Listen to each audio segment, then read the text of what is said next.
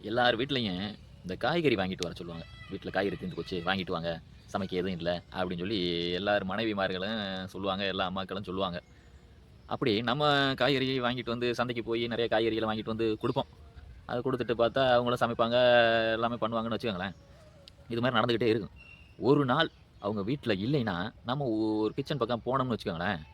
கிச்சன்ல தொறந்து பார்த்தா, ஃப்ரிட்ஜ்ல வந்து அந்த வெஜிடபிள் பாக்ஸ்ல இருந்து தொறந்து எடுத்தோம்னா, நான் ஒரு 1/4 கிலோ தக்காளி அழுகி போய் கிடக்கும். ஒரு 1/4 கிலோ வெங்காயம் மொளச்சு போய் கிடக்குங்க. அப்புறம் ஒரு 1/4 கிலோ உருளைக்கிழங்கு கொல கொலன்னு ஆயி போய் கிடக்கும். என்னடா அப்படின்னு பார்த்துட்டு, அவங்க வந்ததுக்கப்புறம் ஏன் இப்படி கிடக்கு? அப்படின்னு சொல்லி நம்ம கேட்டோம்னு வச்சுக்கோங்களேன், வீடு 2000.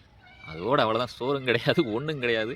உனக்கு நீயே சமைச்சுக்கங்க. நீங்களே இல்லைன்னா நீங்களே டெய்லி வந்து நான் சமைக்கிறப்ப காய்கறிய எடுத்து குடுங்க. இனிமேல் அப்பதான் நான் சமைப்பேன். இல்லைன்னா நான் சமைக்க மாட்டேன்ப்பா. எனக்கு இந்த மாரிலாம் பதில்லாம் சொல்ல முடியாதுப்பா. அப்படின்ற மாரி ஒரு பெரிய பிரச்சனை ஆக்கிருவாங்க.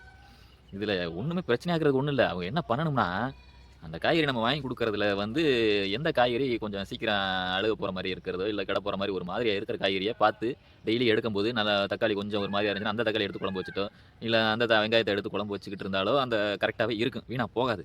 இவங்க என்ன தெரியுமா பண்ணுவாங்க? அப்படியே வருவாங்க. டக்குனு உள்ள கைய விடுவாங்க. கைய விட்டு 2 தக்காளி மாட்டுதா, 2 வெங்காயம் மாட்டுதா, 2 உருளைக்கிழங்கு மாட்டுதா, எடுக்க வைக்க வேண்டியது தான், சமைக்க வேண்டியது தான். அவ்வளோதான் முடிஞ்சுச்சு. அதுக்கப்புறம் கடைசியில கீழ கிடக்கிறது அந்த கெட்டு போன எல்லாம் ஒரு ஆகும்போது எல்லாம் தூக்கி போட்டு நமக்கு தெரியாம தூக்கி போட்டுட்டு, காய்கறி இல்லங்க. முடிஞ்சு போச்சுங்க. வாங்கிட்டு வாங்க. இப்படித்தான் பெரும்பாலான வீட்டுகள்ல நடந்துகிட்டு இருக்கு. அதனால கொஞ்சம் வீணாக்காம, பொருட்கள வீணாக்காம, கொஞ்சம் இல்லத்து அரசியல்லாம் கொஞ்சம் கவனிச்சு காய்கறிய வீணாக்காம இருந்தீங்கன்னா, கொஞ்சம் நல்லா இருக்கும்னு நான் நெனைக்கிறேன். எங்க வீட்ல இந்த பிரச்சனை இருக்கு. உங்க வீட்லயும் இந்த மாரி பிரச்சனை இருந்தா கமெண்ட்ஸ்ல சொல்லுங்க. நமக்கு மட்டும் இல்ல எல்லாருக்குமே இந்த பிரச்சனை இருக்குடான்றத தெரிஞ்சுக்கிறேன்.